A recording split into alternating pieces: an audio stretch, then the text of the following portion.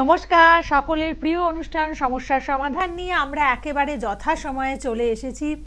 দেখুন, এই অনুষ্ঠানে যিনি থাকেন জ্যোতিষ অধ্যাপক জয়দেব শাস্ত্রী। তিনি জ্যোতিষকে নিয়ে তার বিভিন্ন কাজ করে থাকেন, বিভিন্ন মানুষের সমস্যার সমাধান দেন এবং তিনি ঠাকুরের পদাঙ্ক অনুসরণ করে চলেন, এটা আপনারা অনেকেই জানেন। এবং তার জীবনের পুরোটাই ধরতে গেলে এই যে জপ সাধনা, আমাদের মন্ত্রোচ্চারণ এইসব নিয়েই কেটে যায়। এবং এই যে জপ ও সাধনা, এগুলো মাধ্যমে আমরা কি করতে পারি? আমরা আমাদের আত্মদর্শন করি, মানে নিজেদেরকে জানি।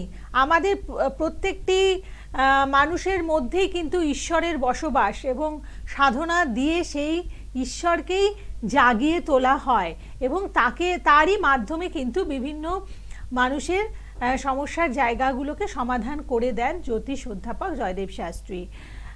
তিনি একজন একেবারে যথাযথ ধার্মিক মানুষ আমরা বলতে পারি। কিন্তু অনেকেই দেখুন, আজকে ধার্মিক কথাটি বললে পরে আপনাদের মনে এমন একটা ছবি ফুটে ওঠে, যেখানে হয়তো আপনারা দেখেন যে টিকা পড়েছে, গলায় অনেকগুলো মালা এবং পরনে আরও লাল পোশাক রয়েছে। এগুলো ছাড়া ধার্মিক হতে পারে না, এরকম কিছু বদ্ধ ধারণা আপনাদের মধ্যে আছে। সেটা কিন্তু একেবারেই ভুল। ধর্ম বলতে কিন্তু সেই পোশাক আশাক শুধুমাত্র নয়। ধর্ম রয়েছে আমাদের পরম্পরায়, ধর্ম রয়েছে আমাদের সংস্কারে, ধর্ম রয়েছে আমাদের জীবন বোধের মধ্যে। এবং জ্যোতিষ অধ্যাপক জয়দেব শাস্ত্রীকে দেখলে বা জানলে পরে আপনারা কিন্তু সেই জায়গাগুলো বুঝতে পারেন। এবং তার জীবন বোধের একাংশেই রয়েছে মানব প্রেম। ঈশ্বর প্রেমের সাথে সাথে মানব প্রেমটা কিন্তু সমান্তরালভাবে যাচ্ছে। সেই কারণেই তিনি যেমন ঈশ্বরের সাধনার জন্য একান্ন কালীবাড়ি মন্দির জয়শ্রী ঠাকুর রামকৃষ্ণ সেবাশ্রম তৈরি করলেন, ঠিক তেমনিভাবেই ঈশ্বর সম যে মায়েরা রয়েছেন তাদের জন্য এবং কিছু স্পেশাল চাইল্ড রয়েছে তাদের জন্য কিন্তু তিনি আরেকটি আশ্রম গড়ে তুললেন।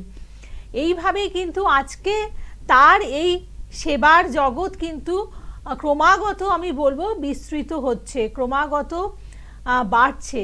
এবং সেই কারণেই তাকে আজকে আমরা মানে সেই যে লোকে মুখে প্রচারিত যে ধার্মিক বলতে যেই একটা অবয়ব, সেটা আমরা দেখি না, কিন্তু তাকে আমি বলতে পারি যথাযথ ধার্মিক মানুষ একজন। এবং আসুন আজকের অনুষ্ঠানে তার বিশেষ কিছু কথা আমরা শুনবো এবং তাকে অনুষ্ঠানে স্বাগত জানাবো। নমস্কার। জয় শ্রী ঠাকুর রামকৃষ্ণ, জয় শ্রী ঠাকুর রামকৃষ্ণ, জয় শ্রী সমস্যার সমাধান অনুষ্ঠানে আপনাদের সবাইকে স্বাগত জানাই। আমি জয়দেব শাস্ত্রী, এবং বহু ব্যক্তি জানে যে একজন জ্যোতিষ রূপে আমি জ্যোতিষী করছি, এবং আজ নয় বহুদিন ধরে। এবং শুধু জ্যোতিষ নয়, জ্যোতিষের পাশাপাশি সমাজসেবামূলক কাজও আমি করে থাকি। এবং তার মধ্যে বৃদ্ধাশ্রম, প্রতিবন্ধী আশ্রম, এবং আমাদের আর একটা দিক যাচ্ছে আর কি, চেষ্টায় আছি। এই 2025 সালে হয়তো শুনতে পারবেন, যেটা হলো যেখানে যোগ এবং আয়ুর্বেদিক নিয়ে এমন একটি জায়গা, ক্যান্সার হসপিটাল খোলার একটা থিঙ্কিং আছে। আমরা ক্যান্সারের ট্রিটমেন্ট বহু জায়গা থেকে করি, কিন্তু আয়ুর্বেদিক এবং আর যোগ আর জ্যোতিষ, এই সমস্ত পাঞ্চ করেও কিন্তু কিছু ট্রিটমেন্ট করা যায়। এবং সেই আয়ুর্বেদিকের একটা হসপিটাল খোলার কথা চলছে, যদি আপনাদের ভালোবাসা থাকে হবে। তো এই ধরনের চিন্তাভাবনা আমার মাথায় থাকে, সমাজসেবামূলক কাজ। জ্যোতিষ করার পাশাপাশি চেষ্টা করি যে মানুষের পাশে কিভাবে থাকা যায়। সমস্যার সমাধান যেহেতু আমি করি, আজকে ম্যাক্সিমাম শিল্পপতি আমার ক্লায়েন্ট, আজকে ম্যাক্সিমাম রাজনীতিবিদ আমার ক্লায়েন্ট। আমি নাম বলছি না, কিন্তু বিগ বিগ জায়গায় কেউ কেউ আছেন যারা আমার কথা ছাড়া একটা পাও ফেলেন না। আমি হয়তো বয়সে ছোট, হয়তো তারা আমার থেকে অনেক বড়, অর্থের দিক থেকে, পাওয়ারের দিক থেকে, শক্তির দিক থেকে, বয়সের দিক থেকে, কিন্তু ভালোবাসায় আমাকে সেই জায়গাটা দিয়েছে। যে কথাটা আমি বলবো সেই কথাটা শুনে চলবে। আজকে যদি আমি বলি যে এই পার্টির মিটিংয়ে যাবে না, তো যাবে না। আজকে যদি বলি আমি যে তুমি এই স্পিচটার মধ্যে এই কথাটি তুমি রাখবে না।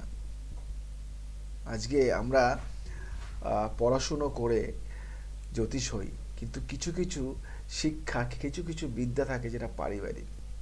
তো আজকে আমরা এমন কিছু জিনিস, আজকে জানো একটা বক্তৃতা দিচ্ছ তুমি, আজকে তুমি একটা বক্তৃতা দিচ্ছ, একটা স্পিচ তুমি রেডি করে নিয়ে তুমি বলছো, কিন্তু ওর মধ্যে এমন কিছু ওয়ার্ড আছে, এমন কিছু ভাষা আছে, এমন কিছু কথা আছে যে কথাগুলি বললে তোমার সেদিনের বক্তৃতা জলে চলে যাবে, মাটিতে মিশে যাবে।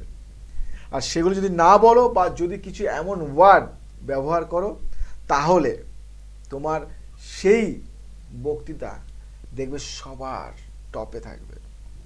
কিছু কিছু কিছু কিছু জিনিস আছে যেগুলি কোন সময় তুমি কথা বলবে, কোন সময় তুমি বাড়ি থেকে বের হবে, কোন ক্ষণ, কোন দিক, কোন মুহূর্ত, আজ সকালে কোন সময় তুমি কাজ শুরু করবে, এই যে সব ক্যালকুলেশন, এগুলি কে করে?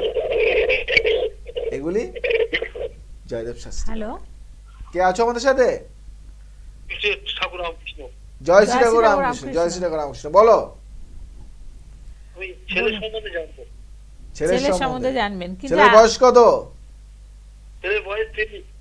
কত? 30। 30 বছর বয়স। আর নাম কি ছেলের? ছেলের নাম গৌর। কি নাম? গৌর। গৌর কি? আচ্ছা, গৌর সাপু। আচ্ছা, বয়স 30। আচ্ছা, একটা কথা বলি, 1 থেকে 100-র মধ্যে ছেলের নাম করে যে কোনো একটা সংখ্যা বলো। 35। 5 30। 3 5 6 7 8। ও মাই গড, ভেরি রিসেন্ট। ছেলের কি কোনো একটা আঘাত পেয়েছে, কোনো বাইক দ্বারা বা কোনো গাড়ি দ্বারা বা কোনো লোহা জাতীয় কোনো জিনিস দ্বারা কোনো আঘাত পেয়েছে? কি অ্যাক্সিডেন্ট কিছু হয়েছে? হ্যাঁ, আঘাত পেয়েছে, তাই তো? হ্যাঁ হ্যাঁ। হ্যাঁ, সত্যি কথা বলতে ছেলে লোহা দ্বারা আঘাতপ্রাপ্তির যোগ, মান সম্মান হানির একটা যোগ, বদনামের যোগ, এবং শরীরটা ভালো যাচ্ছে না ছেলের। কর্মের জায়গা থেকে কোনো দিনও মানে সাকসেস পাবে না এরকম তোমরা ভাবতে পারো না। যে ছেলে এত বুদ্ধিমান, এত মানে এত নলেজেবল পারসন, যে ছেলে এত ভালো, কিন্তু সে কর্মে সাকসেস পাচ্ছে না, মানে কর্ম হচ্ছে না, সে কোনো চাকরি পাচ্ছে না, সে কোনো কাজ পাচ্ছে না, এবং সে যেন বেকার ডিপ্রেশনের মধ্যে চলে যাচ্ছে, ঘরের মধ্যে বসে বসে সে মানে বোর হয়ে যাচ্ছে, এবং মনে হচ্ছে যে তার দ্বারা কিছু হবে না, আস্তে আস্তে নার্ভের রোগীতে পরিণত হচ্ছে। ঠিক না বল? একদম ঠিক। এই যে চিন্তা করে কর্মের জায়গাটা হবে তো এখনো। হ্যাঁ, কি বলছো বুঝতে পারছি না। কর্মের জায়গা ওই নিয়ে খুব চিন্তায় আছে, মানে ভালো কর্মের জায়গা পাচ্ছে না শিক্ষিত ছেলে। ইয়ং ছেলে ভালো কর্মের জায়গা পাচ্ছে না, তাই তো? শিক্ষিত ছেলে। আমি কি করে বুঝলাম? এখানে থেকে আমি কি করে জানলাম? সেইটা তো বলছি, আপনি তো এখানে বলছেন। ঠিক এটাই, হ্যাঁ, মানে অন্তর্যামী উনি কি আমি করে নই। বলেন, এটা হচ্ছে এটা প্রত্যেকের এটা কাছে আমার একটা বিদ্যা, অবাক হওয়ার জায়গা, তাই এটা না? আমার বিদ্যা, এবং বিদ্যা দিয়ে হয় কোনো দৈবিক কিছু নয়, এটা বিদ্যা, এটা বিদ্যা দ্বারা বিচার করা যায়। তোমার সন্তানকে আমি ঠিক করে দেব, কোনো অসুবিধা নেই। তবুও বাড়িতে বসে একটা কাজ করো, সাদা চন্দন, লাল চন্দন, কেশর, কালো তিল, এইগুলি একসাথে পেস্ট করে ছেলেকে কপালে একটা ফোঁটা দাও, দারুণ ফল পাবে। করো। যোগ আছে ভালো দাদা? হ্যাঁ, চাকরির যোগ আছে কোনো? চাকরির যোগ আছে, চাকরির যোগ আছে, ভালো ছেলে সরকারি চাকরি পাবে। কিন্তু তুমি করো, এটা করো, আর একবার পারলে নিয়ে এসো চেম্বারে। হ্যাঁ, আচ্ছা। দেখছি। ঠিক আছে, ভালো থাকো। আপনি ভালো থাকবেন। তো মানে আপনারা সত্যি এই যে ফোন করছেন, আপনাদের যে জায়গার মানে জিজ্ঞাসার যে জায়গাটা রয়েছে সেটা কিন্তু বুঝতে পারেন জ্যোতিষ অধ্যাপক জয়দেব শাস্ত্রী। তো এখান থেকেই বলবো, যদি একটা ফোন যেটা আপনারা এই লাইভ অনুষ্ঠানে করলেন, সেখানে যদি এতটা বলে দেন, চেম্বারে গেলে অবশ্যই আপনারা 3 গুণ পাবেন বা আরও বেশি পেতে পারেন। এটা একেবারেই ধরে নিয়ে আপনারা আসবেন যে একটা মানে আলটিমেট সলিউশন পাবেন। মানে আপনার যে সমস্যা রয়েছে তার একেবারে পুরো সমাধান পেতে হলে অবশ্যই জ্যোতিষ অধ্যাপক জয়দেব শাস্ত্রীকে আপনারা বেছে নেবেন। কারণ ওই অর্ধেক সমাধান হলো, বাকিটা আপনি কি করবেন না করবেন সেটা নিয়ে দিশেহারা, এরকম কাজ জ্যোতিষ অধ্যাপক জয়দেব শাস্ত্রী করেন না। পুরো একটা সামগ্রিকভাবে আপনার কাজ করে দেন। এবং সেখানে আপনার শারীরিক সমস্যার ক্ষেত্রেও যদি আপনি ধরুন অনেক সমস্যা নিয়ে ভুগছেন, শারীরিক সমস্যা থেকে আপনি আপনার শরীরটা খুব দুর্বল হয়ে পড়েছে আর ওষুধ খেতে ভালো লাগছে না, অবশ্যই যোগের মাধ্যমে জ্যোতিষ অধ্যাপক জয়দেব শাস্ত্রী আপনাদের কাজ করে দেন। এবং জানেন নিশ্চয় যে তন্ত্র একটি অংশ হচ্ছে যোগ, তাই না? যোগ এবং মুদ্রা, এগুলো তন্ত্রে যারা জানেন তারা কিন্তু এই জায়গাগুলো জানেন। দেখো, একজন জ্যোতিষ হতে গেলে শুধু জ্যোতিষ পড়লে হয় না। যেহেতু আমি তো শেখাই, আর আমি যাদেরকে শেখাই তাদেরকে আমি সেইভাবেই তৈরি করি যে একজন জ্যোতিষ হতে গেলে না আত্মার পরমাত্মার মিলন, মানে তোমাকে যোগটা শিখতে হয় প্রথমে। যোগ না শিখলে তুমি শারীরিক দিক থেকে মানে ঠিক থাকতে পারবে না। তার কারণ কাজ করার সব থেকে বড় কথা কি জানো? কাজ করার বড় কথা হলো তুমি যে কাজটা করবে সেই কাজে তুমি কতটা পারদর্শী, তুমি নিজে ডেভেলপ নিজেকে করতে পারছো না। তুমি যে কাজ করবে, আমার একজন ক্যামেরাম্যান দরকার, আমার একজন গাড়ি চালক দরকার। তো আমার যে ক্যামেরাম্যান দরকার, যে মানুষটিকে আমি দেখো গেল আমার কাছে যদি ক্যামেরাম্যান না এসে আমার কাছে যদি সিকিউরিটি গার্ড আসে, তাহলে কি হবে? কেন ক্যামেরাটা জানতে হবে, তো তাহলে তো তুমি সেই চাকরিটা পাবে। তাহলে তার মানে কি, আমি জাস্ট তোমাদের একটা কথা বলি যে আমাদের দেশে এখন অনেক উন্নত, অনেক ভোকেশনাল কোর্স রয়েছে, অনেক স্কিল ডেভেলপমেন্ট। তোমাদের স্কিলটাকে বাড়াতে হবে, যে পেশায় থাকো না কেন, মানে পরিশ্রম করতে হবে, স্কিলটাকে বাড়াতে হবে। তাহলে তোমাদের কাজ অনেক, আমি তো অনেক ছেলে চাই, আমি 100 জনকে কাজ দিতে পারি এখন, কিন্তু সেই কাজের সেই ছেলেরা চাই। আমি একজন ভালো ছেলে মেয়ে চাই যারা জ্যোতিষ তন্ত্র শিখবে। আমি বলি যে আমার কাছে যদি 1000 জন শেখে, আমি 1000 জনকে কাজ দেব। আমি 1 থেকে 2 বছর শিখিয়ে, 2 বছর টাইম লাগবে আমার, 2 বছর শিখিয়ে 2 বছর পরে আমি 100 জনকেই কাজ দেব। 100 জনই কাজ করে খাবে, এবং সে যদি কাজ কোথাও না পায় আমি তাকে কাজ দেবো, আমার কাছে রাখবো তাকে। আমার কাছে 1000 জনকে কাজ আমি দিতে পারি। একদম, মানে এটা খুব সুন্দর ভাবনা। কারণ এটা আমি কাজ খুঁজছে আজকে লক্ষ লক্ষ ছেলে মেয়ে। তোমরা যদি কেউ মনে করো, তোমরা যদি আজকে, আমি বলি জয়দেব শাস্ত্রী আজকে অন মিডিয়াতে বলে দিচ্ছে যে অনেকে কাজ পাচ্ছে না তো কাজ, অনেকেই আছে কাজ পাচ্ছে না, অনেক হাজার ব্যক্তি আছে কাজ পাচ্ছে না, কাজ খুঁজছে। বাবা মারা ছেলেকে পড়াশুনো করিয়ে চিন্তিত, কাজ কি করবে। আমি বলি আমি 1000 ছেলেকে আমি কাজ দেবো, আমাকে 2 বছর টাইম দেবো, আমার কাছে শিখতে হবে, স্কিল শিখতে হবে। আমি যেটা তো মানে শেখাবো, তোমরা কোথাও কাজ পাবে না, আমার কাছে কাজ করবে, আমি কাজ দেবো তোমাদের। এবং পার মান্থ যে মায়না দেব সেটা তোমরা হ্যাপি, খুশি যে না আমি 1000 জনকে কাজ দেওয়ার সামর্থ্য আমি রাখি। কারণ আমি জানি যে আমি যেভাবে শেখাবো, যদি সেভাবে সে শিখে যায়, সে আমার কাছে ধার ধারবে না, সে নিজে তৈরি করবে নেবে তার কেরিয়ার। এবং সে কেরিয়ার তৈরি করতে, আমি তাও বলি যদি কেরিয়ার তৈরি করতে সে না পারে, আমি নিজে তাকে কাজ দেব।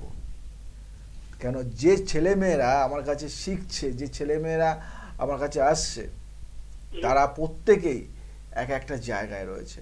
তাই আমি তোমাদের সবাইকে বলি যে আমার সামনে কেউ বলবে না বেকার আছো, কারণ বেকার কেউ নেই।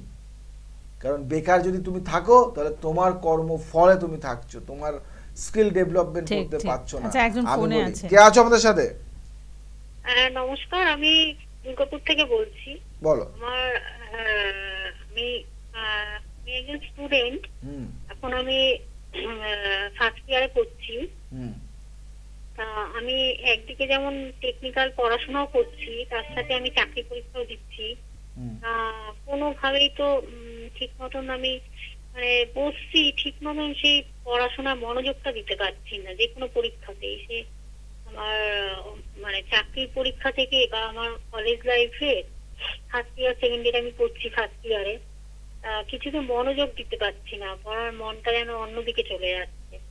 দেখো, আমি খুব সমস্যায় পড়ে প্রথমে গেছি। প্রথমে তোমার নামটা বলো, আমার নাম হলো সুস্মিতা সেন। বয়সটা বলো, আমার 22। 1 থেকে 100 মধ্যে একটা সংখ্যা বলো। 87। দেখো, এটা নিয়েই কিন্তু আলোচনা হচ্ছিল আমার এখানে, যে স্কিল ডেভেলপমেন্ট করতে হবে, মানে স্কিল ডেভেলপ করতে হবে। তো তোমাদের জানো তো, তোমরা তোমাদের মতো কিছু মানুষ, কিছু মেয়েরা আছো বা ছেলেরাও আছো, যারা কি করবে দিশা পাচ্ছ না। তোমরা চেষ্টা করছো আমি বড় কিছু করব, এফোর্ট দিচ্ছ, খাটবো, কিন্তু খুব চঞ্চল মস্তিষ্ক। মনে হচ্ছে আমার বান্ধবীটা এই দিকে চলে গেছে, তো আমি এই লাইনটা যাচ্ছি। আবার মনে হচ্ছে এই লাইনটা আমার দ্বারা হবে না, আমি ওই লাইনে যাচ্ছি। মানে কি, মানে সিদ্ধান্ত তোমরা নিতে পারছো না। সেটাই ঠিক নিতে পারিনি আর কি। ঠিক, এই মানে আমার এইভাবে কি হয়, কথা এইভাবে ছিল। এই সিদ্ধান্তের জন্য তোমরা অনেকটা পিছনে পড়ে যাও, যার জন্য তোমরা অনেক কিছু ডেভেলপ করতে পারো না, হওয়া জিনিসটাকে হারিয়ে ফেলো। আমি জয়দেব শাস্ত্রী তোমাকে বলি যে তুমি প্রচণ্ড পরিমাণে বন্ধুদের কথা শুনে চলো, নিজের বুদ্ধিটা কাজে খাটাও না, 1 নম্বর কথা। দ্বিতীয় নম্বর কথা, ঠিক না ভুল বললাম? একদম ঠিক। মানে বন্ধুদের কথা শুনেই আমি একটা টিম চুজ করেছি, কিন্তু দ্বিতীয় নম্বর কথা, আমার জন্য নয়। দ্বিতীয় নম্বর কথা, বাবা মার কথা শোনো না। তৃতীয় নম্বর কথা, বয়োজ্যেষ্ঠ মানুষকে তুমি তার কথা একদমই গুরুত্ব দাও না। তুমি ভাবো তুমি সব কিছু বোঝো, সব কিছু জানো, এবং তুমি প্রচণ্ড পরিমাণে চঞ্চল মস্তিষ্কর মেয়ে। মানে কি করবে ভেবে উঠতে পারছো না, আর শুধু বড় হওয়ার চিন্তা, শুধু বড় হওয়ার ভাবনা চিন্তা, এবং মানে আধা ভাবে সবকিছু শিখে রাখো, মানে তুমি ফুল কিছু শিখতে পারো না। বহু কিছু শিখেছো তুমি, আমি তোমার ভাইব্রেশনের মাঝে তুমি নাচও শিখেছো, কিন্তু হাফ। ঠিক না ভুল? তাই একদম। আমি সেকেন্ড ইয়ার পর্যন্ত পড়েছি। সেকেন্ড ইয়ার পর্যন্ত পড়ে না, মানে তুমি এটা তো মানে আমি অবাক হয়ে গেলাম। একদম, মানে আমি এটাকে মানে এই বিদ্যাটাকে বলে ভাইব্রেশন। এটা আমি, হ্যাঁ, হ্যালো, হ্যাঁ, আমি 19 নাচ শিখেছি। আচ্ছা, দেখেছো, আচ্ছা, বেশ। তুমি অনেক কিছুই শেখো, কিন্তু তুমি সাকসেস পাচ্ছ না। মানে এই যে এরকম, যদি তুমি এই নাচটাই যদি তুমি ফুলফিল শিখতে পারতে, এই নাচটাই যদি তুমি ভালো পারতে, তাহলে কিন্তু তুমি অনেক ডেভেলপ হতে পারতে, মানে অনেক সাকসেস পেতে। কিন্তু তুমি এটাও, কিন্তু মনটা দিতে পারিনি। মানে আমি সেকেন্ড ইয়ার পর্যন্ত পড়ে সেটাকে শেষ করতে পারি। তোমাকে তো আমি এটাই বললাম যে অনেকেই আছো, তো আচ্ছা, এটাই আমি তৈরি করি। মানে মানে এত চঞ্চল কোনো কিছু শেষ করছে না আচ্ছা ঠিক আছে, তুমি রাখো, আমি দেখছি তোমার জন্য কি করা যায়। ফোনে লাইনে খুব সমস্যা হচ্ছে। তো আমি একটা বলি যে এই ধরনের ছেলে মেয়েরা আছো, তো এই ছেলে মেয়েগুলি বেকার থাকবে না তো মানে সকার কি করে ঠিক হবে? কথা, একদম। বেকার তো থাকবেই, কারণ তোমাদের তো তোমরা নিজেরাই ঠিক নাও যে কি করবে লাইফে। আজকে বেকার কারা আছে? যে ছেলে মেয়েগুলি মানে তাদের মানে পড়াশুনো, তাদের তুমি বলো তো কোনো স্কুলের ফার্স্ট বয় বেকার থাকে না, কোনো স্কুলের সেকেন্ড বয় বেকার থাকে, কোনো স্কুলে 1 থেকে 10-এর মধ্যে ছেলে কোনো না কোনো ভাবে তারা কোনো না কোনো কিছুতে উতরে যায়, বেকার থাকে না। তাদের মধ্যে টার্গেট থাকে অ্যাচিভ করার। কিন্তু যারা যারা মিডিল পোর্শনে থাকে, কোনোভাবে পাস করেছো, ঠিক আছে, এই করেছো, তাদের মধ্যে নেগলিজেন্সি থাকে, হচ্ছে হয়ে যাবে, চলো পারবো, ঠিক আচ্ছা কথা, ঠিক আছে 30 নম্বর তো ঠিক যেভাবে হোক তুলে নেব। 100-এর মধ্যে 99 তোলার ছেলেটা খুব কম আছে, 100-এর মধ্যে 30 তোলার ছেলেটা অনেক আছে। যেখানে কম থাকবে সেখানে কম্পিটিশনও কম হবে। আজকে তুমি একটা চাকরি পরীক্ষা দিতে গেলে দেখবে সব থেকে যে বেস্ট সে চাকরিটা পেয়ে গেছে, যে একটু লো সে কিন্তু রয়ে গেছে।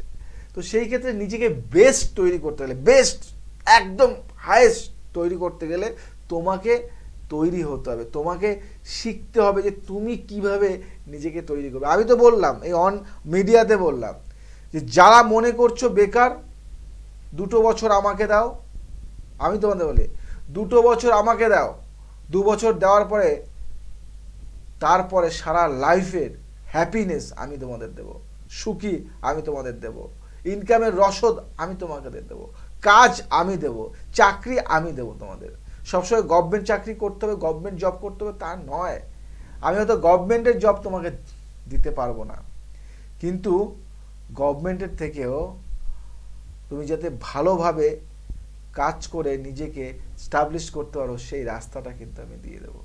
আজ এই জয়যোগ মিশন জানো আমার যেটা হচ্ছে, সারা ভারতবর্ষে এই জয়যোগ মিশনের জন্য ছেলে মেয়ে চাই, তোমরা তৈরি করব আমি।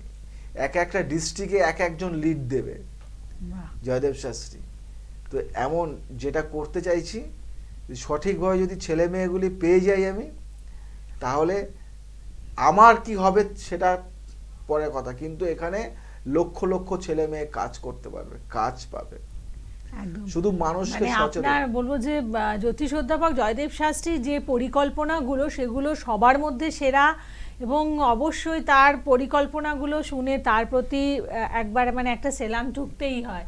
কারণ আজকে এই যে এত কাজের চাহিদা, সেখানে আপনি চাকরি প্রার্থী ছেলে মেয়েদের জন্য, যুবক যুবতীর জন্য যে আয়োজনটা করছেন, এটাই একটা বড় কথা। আমি বললাম তো নিঃসন্দেহে এটা কিন্তু বলবো যে আপনার ওই যে মানব সেবার দিক থেকে অন্যতম একটি সেরা আপনার উদ্যোগ। আজকে একটা ইনস্টিটিউট, আজকে একটা কথা বলি,